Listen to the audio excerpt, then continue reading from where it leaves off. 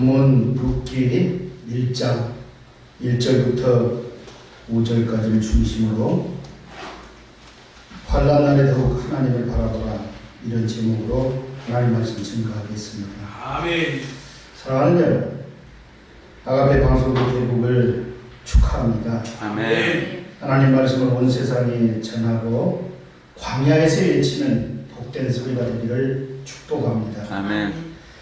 예루살렘과 온 유대와 사마리아와 땅 끝까지 전해지는 하나님의 말씀이 되기를 축복합니다. 아멘. 오늘 아침에 인천 사랑의 교회 오는 길에 밖을 내다보니까 정말 적당한 비가 그렇게 내리고 있었어요. 아시는 것처럼 그저께 얼마나 미세먼지가 많아서 앞이 보이지 않을 정도라 마음 가운데 내심 걱정을 했어요. 저 먼지를 누가 닦아낼까? 저 먼지를 누가 닦아낼까? 하나님께서 적당한 때에 그렇게 비를 내려서 깨끗게 하심을 감사합니다. 아멘. 이스라엘의 하나님은 이른비와 늦은비를 주장하시는 하나님이십니다. 아멘. 오늘 여러분들이 귀한 시간에 세상의 다른 곳에 있지 않고 이렇게 예배의 자리를 찾아주신 것을 감사하고 축복합니다. 아멘. 아멘. 예배의 자리에 나오는 것은 주님을 기쁘시게 하는 일입니다. 아멘. 또한 주님의 갈보리산 십자가를 다시 한번 바라보는 일입니다. 십자가가 없는 곳에는 영광이 없고요. 십자가 있는 이곳에처럼 여러분들은 지금 하늘의 영광을 바라보고 있는 거예요. 여러분 기뻐하시기를 축복합니다. 아멘. 오늘 시간에 환난 날에 더욱 하나님을 바라보라. 오늘 본문의 말씀 1장 1절은 이렇게 시작을 합니다. 사사들이 치리하던 때에. 사사들이 치리하던 때니까 지금으로부터 한번 이렇게 계산을 해보니까 주전 1115년 전, 그러니까 기원전 1115년 전이에요. 그러면 기원 후에 2018년, 이걸 계산하면 3133년 전에 있었던 일인 거예요. 아멘. 여러분, 그 3133년 전쯤에 유다 베들레헴 에브라시라고 하는 그 마을에 나홈이라는 여인이 살고 있었어요. 가족의 구성원을 보니까 남편과 두 아들을 데리고 행복하게 오손도손 살고 있었어요. 이 나홈이라는 이름의 뜻은 원래 기쁨, 희락 이런 뜻이에요. 그런데 오늘 본문을 보면 나홈이라는 이 여인의 인생이 자신의 이름의 뜻과는 정반대로 슬픔과 비통에 빠져 있는 것을 우리가 지금 볼 수 있는 거예요. 아멘. 여러분, 왜 그런 일이 일어났을까요? 나오미의 가정이 살던 베들레헴에 큰 흉년이 들었습니다. 나오미의 가정은 기근을 피해서 모압이라는 곳으로 이사를 갔어요. 이민을 간 거죠. 그런데 이민 갔던 그 모압 땅에서 더 큰 불행을 만나서 그만 가정이 풍비박산 나버린 것이죠. 그런데 여러분, 그들이 옛날에 살던 그 베들레헴이라고 하니까 어디서 많이 들어본 지명 같지 않습니까? 우리가 잘 아는 것처럼 베들레헴은 예수님께서 태어나신 곳이에요. 아멘. 그러니까 그 베들레헴이라는 마을의 이름의 원래 뜻이 떡집 이런 의미를 갖고 있는 거예요. 그러니까 생명의 떡이신 예수님께서 떡집이신 베들레헴에 태어나신 거예요. 아멘. 그런데 그 몇 년째 흉년이 계속되다 보니까 떡은커녕 죽도 먹을 수 없는 그런 상황이 된 것입니다. 이 떡집이라는 이름이 무색할 정도로 굶주림과 배고픈 마을이 되었고 사람들의 얼굴에는 웃음기가 사라지고 그 심한 기금 때문에 고통을 당하는 그런 시대였습니다. 여러분, 오늘 본문의 사건은 이렇게 나옴이나 베들레헴이라는 이름의 뜻과는 정반대의 현상이 지금 일어나고 있는 것입니다. 사람이나 지명의 이름을 지을 때는 다 좋은 의미로 지입니다. 좋은 의미를 가지고 이름을 장명하는 것이죠. 그런데 마음대로 잘 풀리지 않는 것이 인생인 것입니다. 우리 주변에도 이렇게 이름과는 정반대로 살아가는 사람들이 흔히 볼 수 있습니다. 이 나옴이라는 여인의 남편의 이름은 엘리멜렉입니다. 그리고 그들 부부에게는 말론과 기륜이라는 두 아들이 있어요. 귀한 아들을 둘씩이나 얻었기 때문에 남들에게서 복을 받은 가정이라고 부러움을 받는 그런 가정이었습니다. 그런데 그 베들레헴 땅에 극심한 흉년이 들었던 거예요. 성경에서 이 룻기의 배경이 되는 사사시대는 어떤 시대입니까? 사사시대는 이스라엘 역사상 가장 어두웠던 시대입니다. 영적인 타락과 침체 속에서 하나님을 배반하고 우상 숭배에 빠졌어요. 이스라엘 백성들은요, 우상에 빠져서 하나님으로 섬기지 않았고, 본문에서 베들레헴 땅에 이렇게 극심한 흉년이 들게 된 것도 그 이스라엘의 타락으로 인한 하나님의 징계였음을 지금 본문 속에서 우리에게 암시해주고 있는 것입니다. 아멘. 모든 소출이 끊겼습니다. 우리에는 양떼가 없었고요, 외양간에는 송아지 울음소리가 들리지 않았고, 감람나무에는 소출이 없었고, 무화과나무에는 열매가 맺히지 않았어요.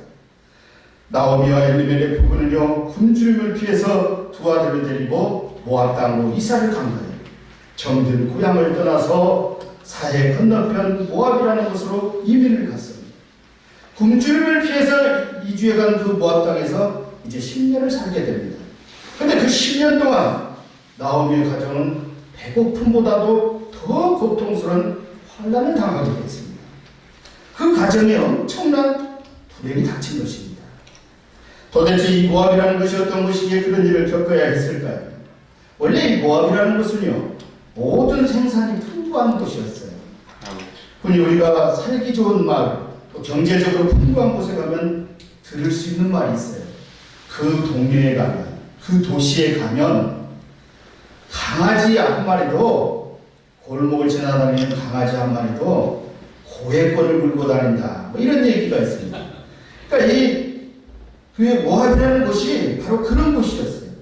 모든 사람들이 먹고 살기 어려움이 없는 기름진 곳이었어요. 그런 반면에 우상 숭배가 극심했던 곳입니다. 특별히 이 모압 지방에서는 그모스라고 하는 우상을 섬겼어요. 근데 그 귀신에게 제사 지내는 방법이 아주 특이했습니다. 우상의 신에게 정성을 드리기 위해서 자신의 어린아이들을 산채로 제물로 바치는 소위 말하는 인신공양을 하는 그런 매우 잔인하고 미개한 족속들이 사는 곳이었어요.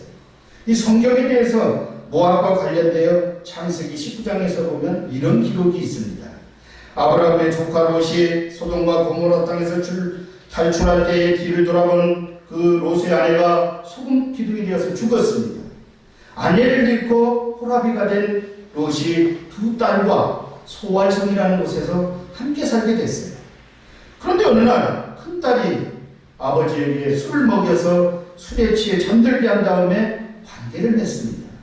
그 근친상간의 결과로 낳은 아들, 그 아들의 이름이 모압이에요. 둘째 딸도 역시 언니를 흉내내서 같은 방법으로 아들을 얻었는데 그 아들의 이름은 암몬이었습니다. 그렇기 때문에 하나님을 섬기는 이스라엘 사람들은 모압이나 암몬은 절대로 가까이에서는 안 되는 그런 곳이었어요. 아무리 그곳에 물질적인 풍족함이 있다고 할지라도 그런 곳에서 살면 안 되는 금기의 땅이에요. 불신의 땅이에요. 우상이 지배하는 우상의 땅이었어요. 왜 그렇습니까?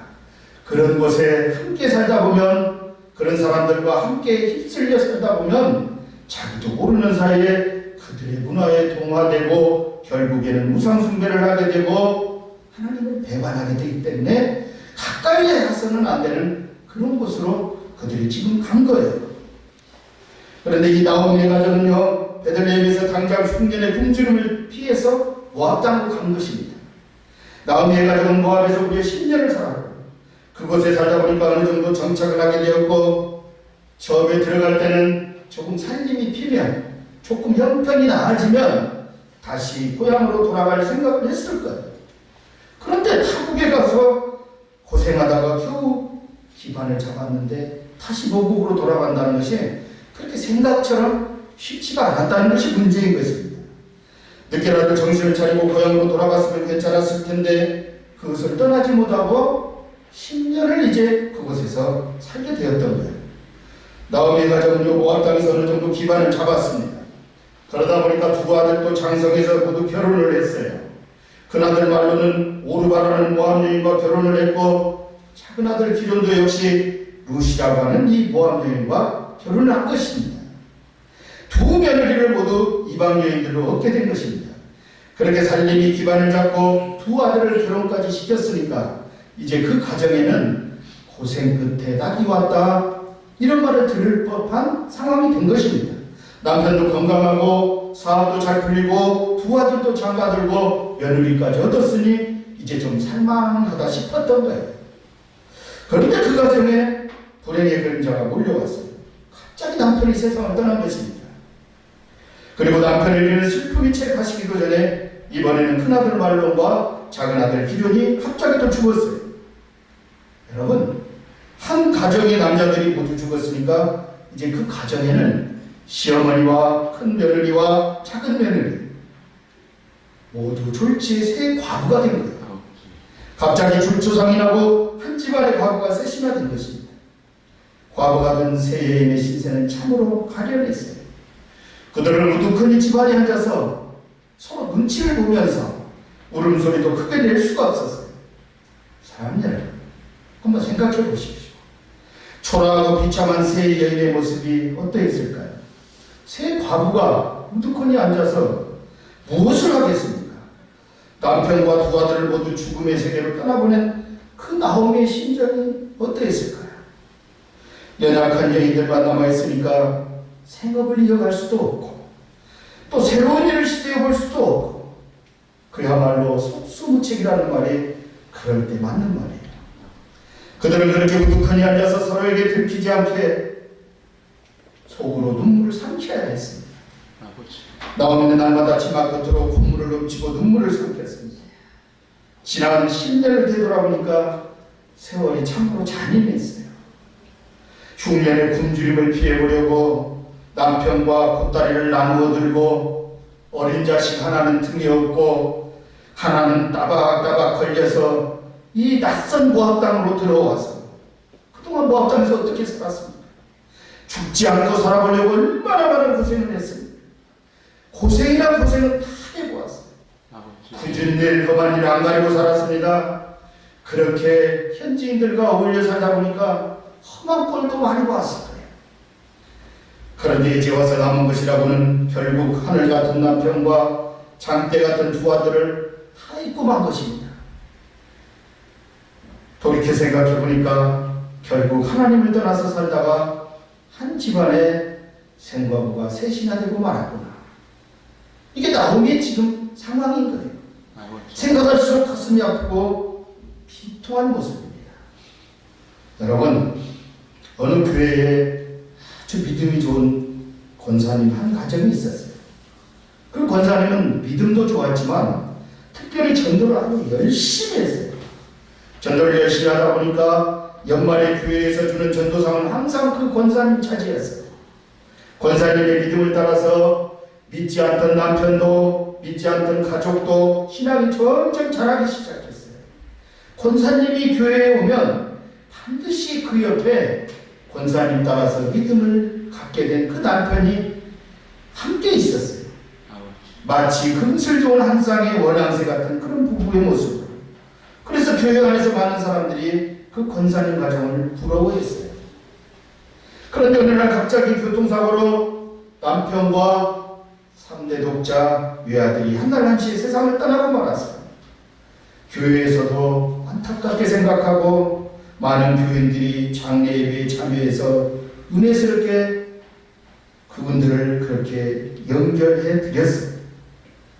그런데 장례식이 끝난 후에 권사님의 모습이 교회에서 보이지 않는 거예요. 권사님은 그때부터 집안에서 두문물질하고 밖에 나오질 않았어요.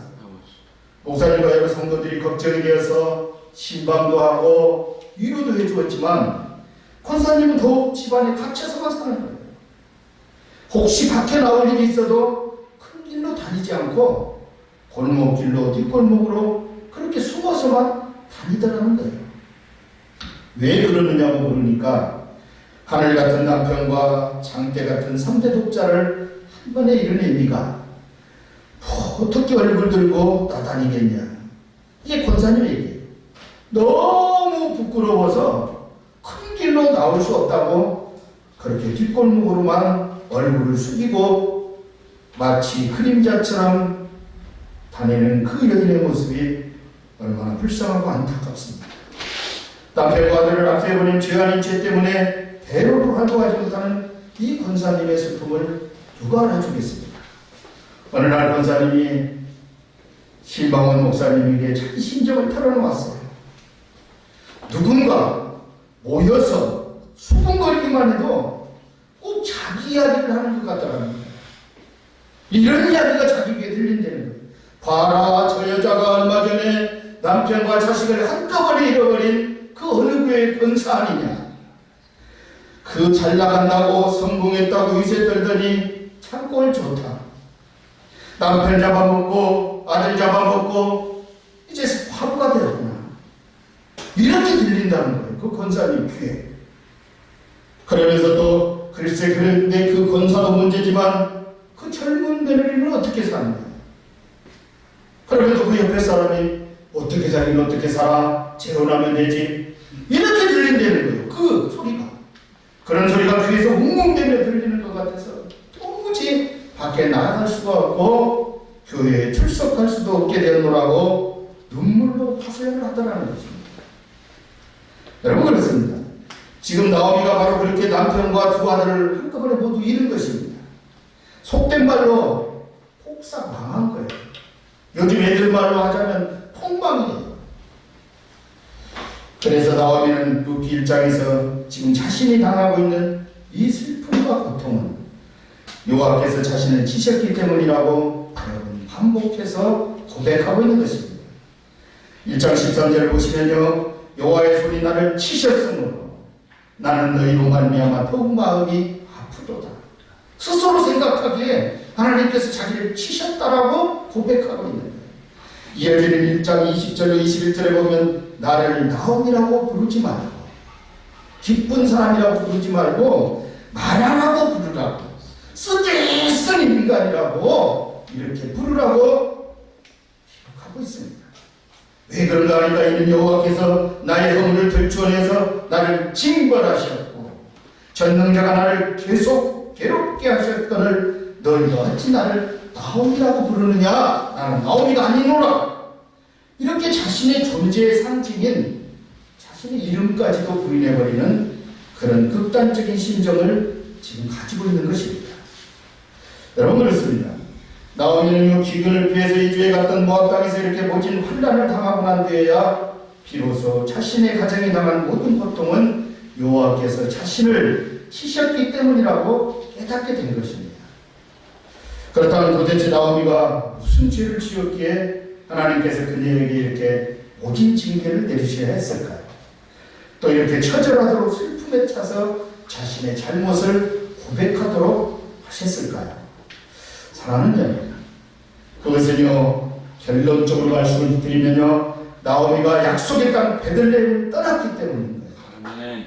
베들레헴을 떠났기 때문에. 아멘. 나오미의 가족은요, 약속의 땅 베들레헴에서 흉년의 모압 땅으로 간 거예요. 그들은 흉년의 양식을 얻기 위해서 약속의 땅 베들레헴을 떠난 거예요. 인간적으로 생각해보면요, 흉년을 만난 사람들로서 양식이 있는 땅으로 이주한 것이 무슨 잘못이겠습니까? 흉년에 배가 고파서 그것을 피해서 외국 땅으로 살려간 것이 그렇게 잘못입니까? 여러분, 이 나오미의 행적은요, 인간적으로 보면 충분히 이해가 가는 그런 행적이에요. 그러나 신앙적으로는 그것이 문제라는 것입니다. 기근 속에서 전심으로 하나님을 바라보며 그 땅을 고쳐달라고 간구하고 매달려야 하는데 나오미의 가정은 육신의 필요만을 따라서 쉽게 약속의 땅을 등져버렸기 때문에 이런 비참한 결론에 이른 것입니다. 나오미의 가족들이 금식을 면하기 위해서 내려간 모압 땅은요, 하나님이 약속하신 기업으로 주신 땅이 아니에요. 그래서 나오미의 가족은 일시적으로는 금지름을 면했지만 결과적으로는 더 큰 불행을 자초하게 되었던 것입니다. 아멘. 아멘. 여러분, 그리고 또 다른 잘못은요, 우상을 따르는 나라에서 10년을 넘게 살다 보니까 자신들의 삶도 자연스럽게 그들의 삶에 동화되어 버린 거예요. 그들의 문화 풍습에 물이 들어버린 것이죠. 점점 하나님을 외면하게 되었고요, 믿음의 가정에 하나님이 떠나가고 세상의 죄가 들어온 거예요. 점점 예배를 잃어버리고 하나님을 모르는 삶을 살게 된 거예요. 점점 그들의 마음 가운데 안식일의 중요함을 잃어버리게 되었고, 그것으로 인해서 하나님의 진노를 받게 된 것입니다. 안식일을 범하고 우상 숭배하는 것도 모자라서 이제는 결국에 이방 여인들을 며느리로 얻게 되었습니다. 그들은 이 장성한 후아들을 모두 이방 여자들과 결혼을 시켰어요. 이거는 하나님의 택한 백성으로서 본분을 망가게 해버린 크게 잘못된 행동이었어요. 여러분, 그들의 마음이 어떻게 변화돼 갔을까요? 처음에 몇 번 안식일 범하고 주의를 지키지 않았을 때는 마음이 좀 찜찜하고 이래서는 안 되는데 하는 마음이 들었을 거예요. 그러나 점점 시간이 흐르면서 이제는 하나님과 전혀 무관한 삶을 살게 되죠. 죄가 장성한 적 사망에 이르도록 그것을 깨닫지 못하게 될 거예요. 여러분, 나오미의 이런 가정의 모습을 지켜보셨을 하나님의 심정을 한번 우리가 생각해 봅시다. 하나님은 지난 10년을 한 마음으로 그들의 삶을 지켜보면서 그들이 돌아오기를 기다리신 분이세요. 아멘. 그런데 그들은 점점 더 방자해졌어요. 하나님을 의식하지 않게 되었어요. 하나님께서는 이제 더 이상 그들을 두고 볼 수가 없었어요. 원래 이 나오미의 남편 엘리멜렉이라는 이 사람의 이름의 뜻은 하나님은 나의 왕, 하나님은 나의 사자, 이런 뜻이에요. 그러나 그는 자신의 이름과는 전혀 동떨어진 그런 불신앙으로 그렇게 한 줌의 양식을 위해서 약속의 땅을 떠나서 하나님을 떠난 그런 삶을 살게 된 것입니다. 사랑하는 여러분, 그런데 이렇게 엄청난 불행을 만난 나오미 입장에서 보면 좀 억울한 생각도 들었을 것 같아요. 하나님, 제가 고향을 떠나고 싶어서 떠났습니까? 그 극심한 흉년에 배고프다고 우는 저 자식들을 내가 그냥 보고만 있어야 되겠습니까? 저도 굶고 있는 자식들이 입에 불칠이라도 해보려고 떠난 것 아닙니까? 하나님, 너무하세요. 처음부터 내가 하나님을 떠나고 싶어 떠난 것이 아니라 하나님께서 나를 떠날 수밖에 없는 그 상황으로 그렇게 나를 만드셨잖아요. 하나님이 약속하신 땅이라면 모든 것이 풍족하고 범사가 형통해야 되는데 극심한 기근과 가난을 주셔서 저도 죽고 남편도 죽고 두 자식까지도 죽을 수밖에 없는 그런 상황으로 하나님께서 나를 몰아넣지 않으셨나요?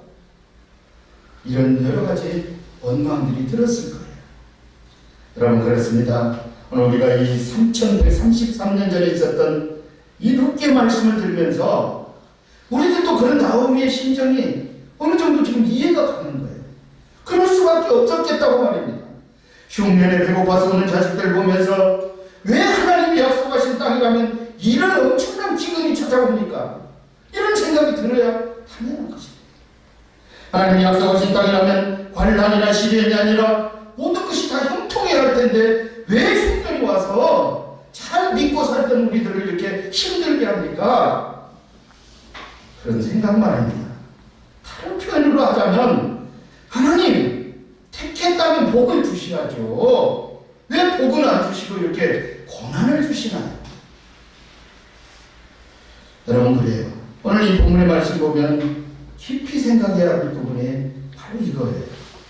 성경은요, 하나님이 약속하신 땅에도 그렇게 기근이 들 때가 있다는 것입니다.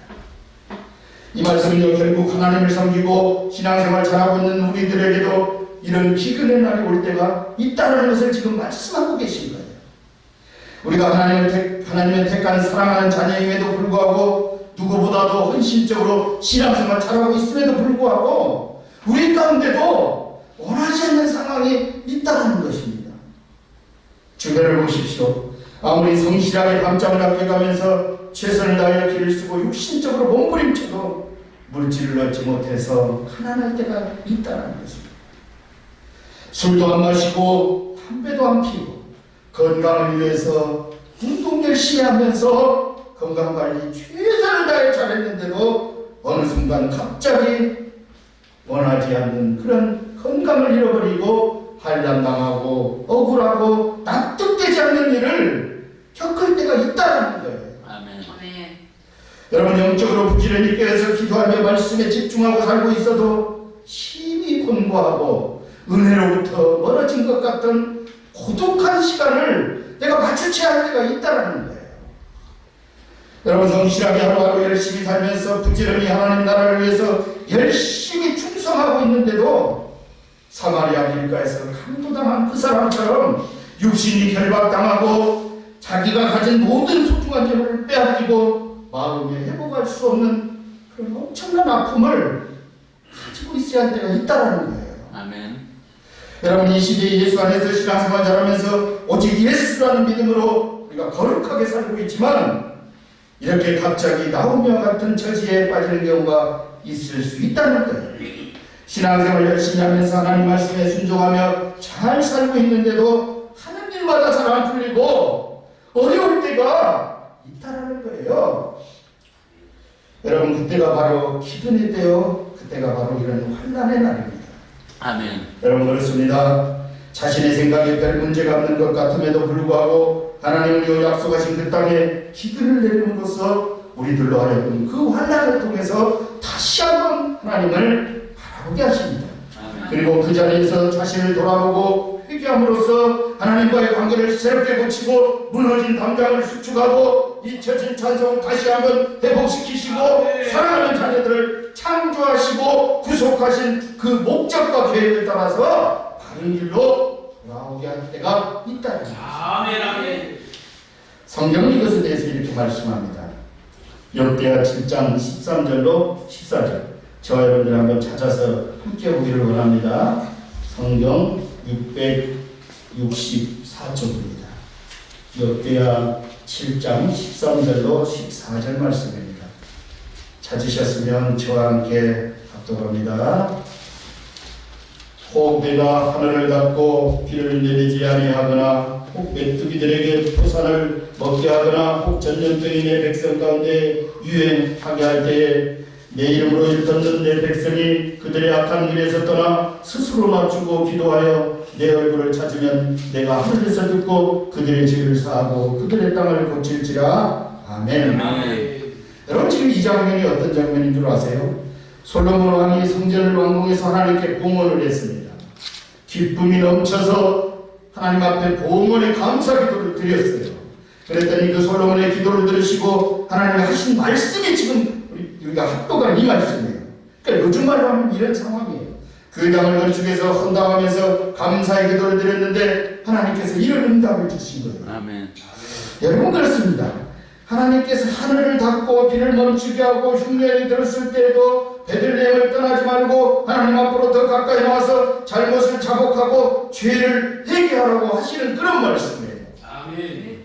여러분, 이거 좀 풀어서 말하는 이런 얘기예요. 솔로몬아, 네가 이렇게 성전을 건축해서 봉헌하는 것이 얼마나 사랑스러운지 모른다. 아무도 하지 못한 일을 내가 했기 때문에 내 눈에 내가 정말 기특하고 자랑스럽구나. 아멘. 그러나 앞으로 내 인생의 모든 것을 다 범사에 형통하게 해줄 수는 없다. 앞으로 내 인생 가운데도 때때로 극한 기분과 환난이 올 수도 있다. 그런데 만약에 그런 날이 온다고 할지라도 언약의 백성답게 살도록 하여라. 아멘. 이런 말씀이세요. 그리고 그 땅을 떠나지 말고 오히려 그 땅을 붙들고 잘 지켜야 한다. 환난을 당한 그 자리에서 너와 나 여호와 하나님과의 관계를 돌아보면서 내가 겪고 있는 공고함과 환난의 이유를 생각할 줄 아는 사람이 되어야 한다. 아멘. 그리고 겸손한 자세로 기도하고 나에게 구하면 내가 하늘에서 듣고 그 죄를 사하여주고 그 땅을 고칠 것이다. 이런 말씀을 지금 하나님께서 해주고 계신 거예요. 아멘. 여러분, 그렇습니다. 오늘 본문에 등장하는 이 나오미의 가정의 가장 엘리멜렉은요, 하나님의 이런 말씀을 청종하지 않은 거예요. 그들은 어떻게 했습니까? 모압으로 데려갔어요. 여러분, 모압으로 데려갔다는 게 무엇을 의미합니까? 흉년이 들었을 때 하나님 말씀대로 하나님의 생각대로 행동을 한 것이 아니라 자신의 생각대로 행동을 했더라, 그런 얘기예요. 아멘. 모압으로 가면 흉년을 피할 수 있을 것 같았고 모압으로 가면 행복할 줄 알았을 것 같다는 거예요. 사랑하는 여러분, 우리도 하나님을 잘 섬기는 믿음의 자리, 그 약속의 땅에서 정말 때때로 원하지 않게 흉년이나 기근을 만날 때가 있어요. 그럴 때 정말 중요한 것은 이 아비멜렉의 가정처럼, 이 나오미처럼 영혼의 고향을 떠나서는 안 된다는 것입니다. 여러분, 환난이 심하면 심할수록 더욱 하나님의 언약의 땅을 붙들고 그 자리에서 몸부림치면서 하나님께 매달려야 됩니다. 아멘. 절대로 그 약속의 자리를 떠나서는 안 되는 거예요. 아멘. 하나님이 내게 주신 그 사명의 자리를 등져서는 안 되는 거예요. 아멘. 안주문하는 환란을 당했을 때 오히려 그 믿음의 자리를 떠나지 말고 그 자리에서 이 환란과 시련이 하나님이 나의 잘못을, 나의 허물을, 나의 연약함을 다시 고치시려는 그런 의도가 아니신가, 그것 때문에 내게 내리신 은혜가 아닌가를 깊이 생각하면서 더욱 겸손하고 겸비한 자세로 하나님 앞에 돌아서서 회개하는, 그게 바른 자세인 거예요. 아멘. 사랑하는 여러분, 오늘날 이 그리스도인들의 문제가 무엇입니까? 너무 똑똑한 게 문제예요. 너무 똑똑해요. 여러분, 똑똑하다는 것과 지혜롭다는 말은 다른 말이에요.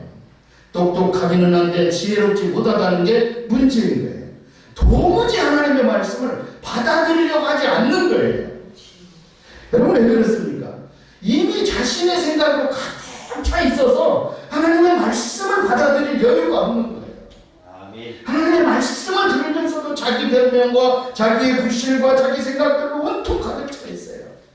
그래서 계속해서 자기 마음속에서 하나님의 말씀을 대적합니다. 하나님 말씀 잘 들었습니다. 아멘입니다. 그런데 하나님, 제 생각은 좀 다르거든요. 하나님의 말씀은 그런 줄 알아요. 그런데 제 생각은 좀 다르다고요.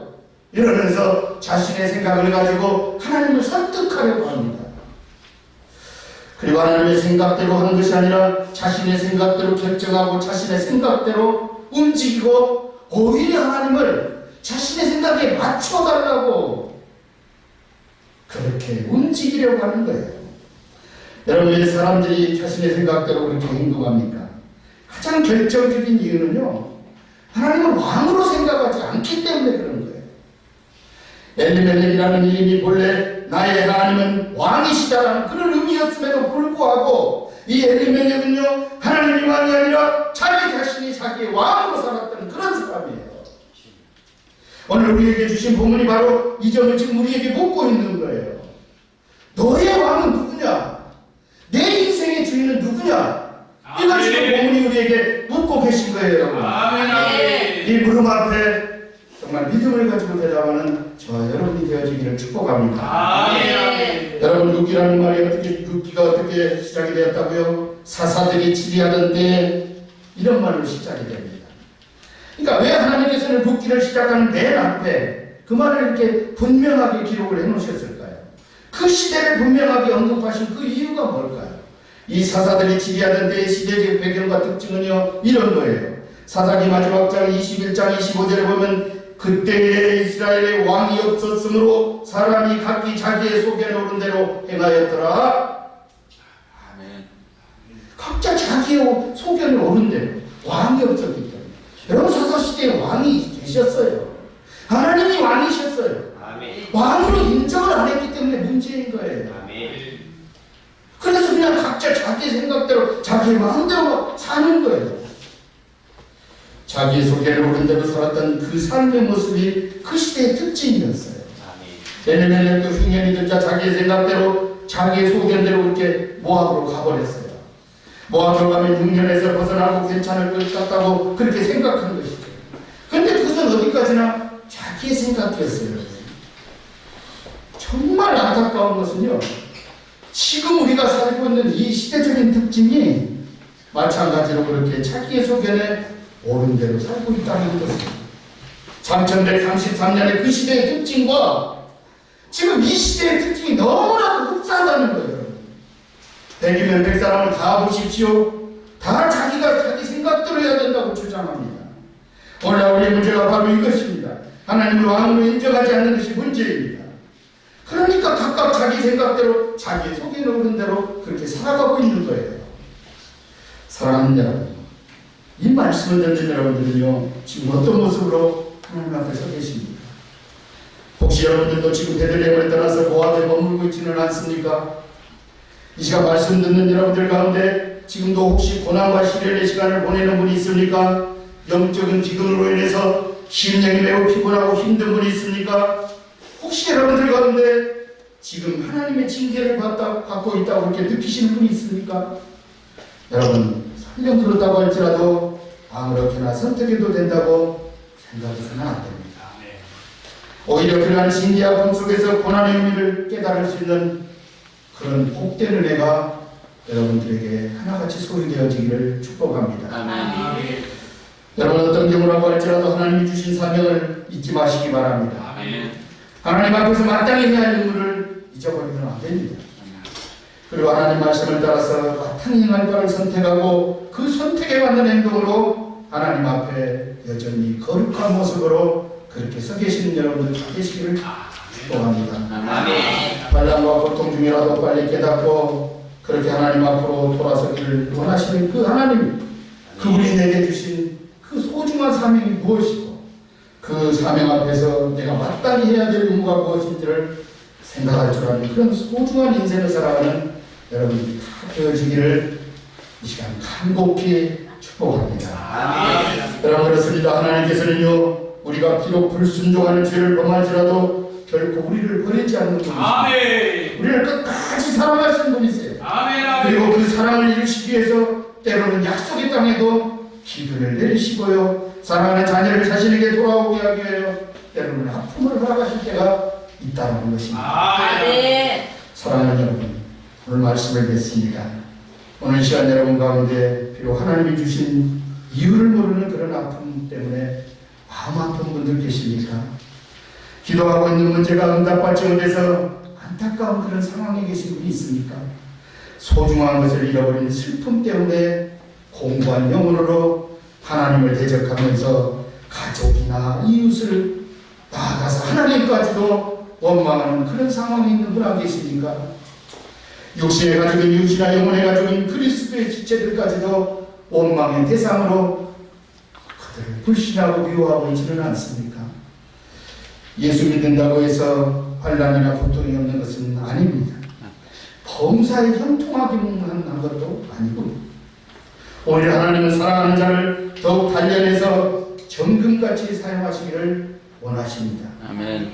하나님의 징계 아래서 혼란스러운 마음으로 아무렇게나 생각하고 아무렇게나 행동함으로써 더욱 영혼이 공고해지는 그런 상황으로 들어가고 있지는 않는지 곰곰이 자신의 삶을 들여다보고 성찰하는 시간이 되기를 바랍니다. 아멘. 여러분들에게 시련이 크면 클수록 더욱 하나님 앞에서 마땅히 섬겨야 할 의무의 자리로 돌아올 줄 아는 그런 여러분들이 되어야 합니다. 아멘. 하나님의 깊은 사랑을 깨닫는 여러분들이 되어야 합니다. 아멘. 환난을 당하면 당할수록 원래 하나님이 세워주셨던 그 사명의 자리로 빨리 돌아갈 줄 아는 그런 지혜로운 여러분들 다 되시기를 바랍니다. 아멘. 하나님은요 죄악을 회개하고 순종하기로 결단한 자녀들에게는 무한한 사랑을 주시겠다고 약속하십니다. 구약 성경에서 사사기와 사무엘상 이 사이에 이 4장밖에 안 되는 이 짤막한 룻기가 마치 사파처럼 왜 들어가서 그렇게 기록되어 있을까요? 결국 큰 징계를 당하였지만 하나님 앞으로 돌아왔던 이 나홈이라는 한 여인을 그렇게 사랑하신 하나님께서 그 여인의 며느리 되는 이방 여인, 죄악 많은 모함 여인 나오미의 며느리 룻을 택해서 예수 그리스도가 이 땅에 오실 그 다윗의 왕, 다윗의 조상인 오벳을 낳는 복 있는 태로 삼기 위해서 하나님은 그렇게 역사하셨던 것입니다. 아멘. 여러분 룻기 3장 21절 맨 마지막 절은 이렇게 끝이 납니다. 오벳을 이새를 낳고 이새는 다윗을 낳았다. 메시아의 계보를 지금 말씀하고 계신 거예요. 이렇게 메시아의 계보를 준비하신 하나님의 무한하신 은혜와 사랑을 우리에게 보여주시기 위해서 오늘 이 룻기를 하나님은 이 사이에 기록하게 하시고 오늘 우리에게 이 말씀을 상고하게 하시는 거예요. 아멘. 죄악 많은 우리 인생이지만 끝까지 사랑하시고 선택하신 은혜를 보여주시며 그 하나님의 사랑을 알게 하시기 위해서 말입니다. 여러분 환난의 날에도 기근의 날에도 궁핍의 날에도 병악한 날에도 정말 어려운 날에도 하나님의 약속하신 땅 하나님의 믿음의 자리를 굳건히 지켜서 믿음의 계보요 믿음의 후사를 이어가는 복된 여러분들 다 되시기 바랍니다. 더욱더 말씀에 순종하면서 하나님의 은혜를 구하기를 힘쓰는 여러분들 다 되시기를 축복합니다. 사사시대와 같이 자기의 생각에 오른 대로 자기 주장만 앞세우면서 살아가고 있는 이 혼잡한 이 시대에 이 자리에 함께 예배드리는 모든 주님의 백성들 그리고 아가페 방송을 사랑하는 여러분 한 사람 한 사람 모두가 믿음으로 하나님이 우리에게 주신 약속의 땅 베들레헴을 끝까지 지키고 하나님을 왕으로 인정하고 섬길 줄 아는 복된 그리스도인들이 다 되시기를 주님의 이름으로 축원합니다. 이 시간에 한번 우리가 함께 기도하기를 원합니다.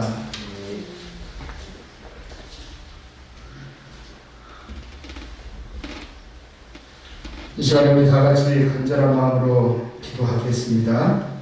진리의 말씀 들을 때마다 마음의 문이 열려서 우리 심령이 하나님 말씀에 바르게 반응하게 해달라고 기도하십시다. 예수 그리스도를 왕으로 인정하고요, 그분을 온전히 숨길 수 있는 그런 마음 달라고 기도합니다. 믿음으로 하나님의 자녀가 된 것을 확신하고 죄와 사망을 이기게 해달라고 기도합시다. 나앞에 방송국에 하나님을 기쁘시게 하는 복음 방송이 되게 해달라고 기도하고, 이 방송국을 섬기는 일꾼들에게 성령이 임재하시니 함께 할 수 있게 주여 돌보아주시고 인도해달라고 기도합니다. 진리를 수하고 거짓 선지자의 모든 흩어남이 떠나가고 공중권세자는 악하고 더러운 사탄이 틈타지 않게 해달라고 기도합니다. 마귀에게 그를 물리치고 승리할 수 있게 해달라고 이 시간 한번 통성으로 기도합니다. 다 같이 두 손 들고 기도합니다. 아버지 하나님 감사합니다. 인생의 주신 되신 아버지 하나님, 주님의 말씀 주님께서 하나님 감사합니다.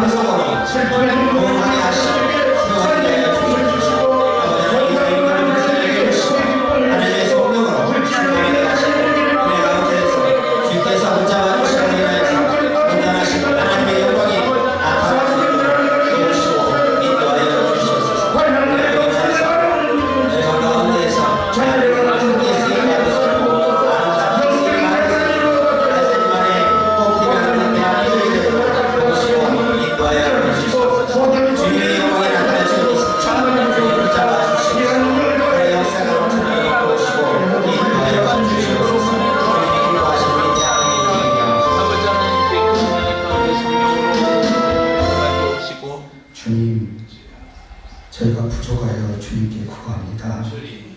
우리를 외면하지 마시고 좋은 것으로 응답해 주옵소서. 아멘. 슬픈 눈물을 흘리는 자녀들에게 참된 기쁨을 회복시켜 주시고, 아멘. 건강에 있는 자녀들에게는 회복의 기쁨을 더하여 주시고, 물질로 힘든 자녀들이 있으면 필요한 재정을 허락해 주시고, 그 가정에 떡반죽 그릇과 기름병이 마르지 않게 역사해 주시고, 사업 가운데 힘들어하는 가정이 있다면 신실한 동역자를 붙여주시고, 환난 날에도 큰 믿음의 주님을 바라보는 그 큰 믿음을 더하여 주시고, 자녀를 원하는 가정이 있다면 믿음의 의사를 주시고 영적인 계보를 이어갈 수 있도록 주님 기름 부어 주옵소서.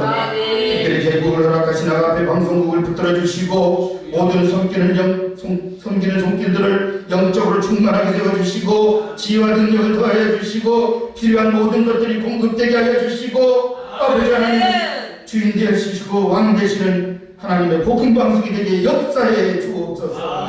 우리가 비록 두세 사람이라도 모여서 이곳에서 기도할 때 하나님 하늘에서 들으시고 우리의 잘못을 고쳐주시고 우리를 통하여 하나님 크게 역사해 주옵소서. 이곳에서 울려 퍼지는 이 복음의 방송이 세상의 땅 끝까지 전해지는 하나님의 살아계신 음성이 되게 하여 주옵소서.